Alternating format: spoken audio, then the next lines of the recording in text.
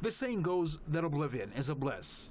But to 29-year-old Muhammad, it's hard to forget a dark memory that not only left him handicapped, but took away all his childhood dreams. 22 years ago, Muhammad and his parents were on a motorbike in a bustling neighborhood in Iran's southwestern city of Ahwaz when a shell fired by a terror group landed next to them, injuring the whole family. Muhammad was only 7 back then, lost his left leg, and developed cardiac problems. He still lives with the pain, both physically and mentally.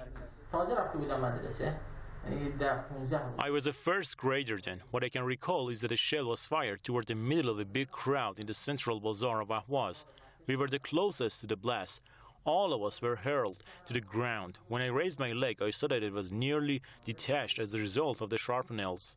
Throughout these years, I cannot stop recalling the nightmarish scenes.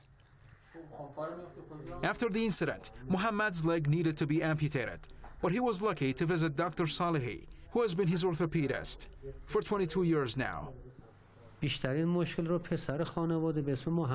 Mohammed suffered terrible injuries in his left leg. His heel and shin suffered open fractures along with wound infections. Fortunately, we were an experienced orthopedic team and did not amputate his leg, but his left foot is now smaller than the right one because his growth plates were damaged.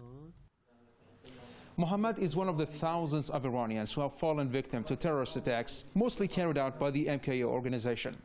The group is responsible for the killing of 12,000 Iranians out of a total of 17,000 terror victims in the country. Since Iran's 1979 Islamic Revolution, the MKO has carried out a series of bombings and assassinations against Iran and fought alongside Iraqi forces in the 8-year Iran-Iraq War in the 1980s. In 2012, the terror group was relocated from an American military base in Iraq to Albania and France. After the US and Europe, they listed the group as a terrorist organization. 10 years ago, Muhammad filed a lawsuit against the terrorist group at a French court, but to no avail.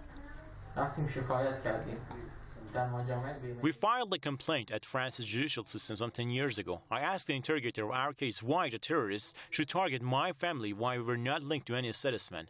When she reviewed our case, she said, "You're totally right, but it's up to the judge to issue a verdict." So far, no verdict has been issued. Why? The answer is clear. France is the refuge for these terrorists. It's so painful to recount one's agonies, especially when it comes to mothers seeing their children suffer. That's why I preferred not to ask Muhammad's mom for comment. But she says she's been trying to find an answer to this question through all these years. What word other than terrorists can describe those who deprive the child of his childhood? Yusuf Jalali, Press TV, Tehran.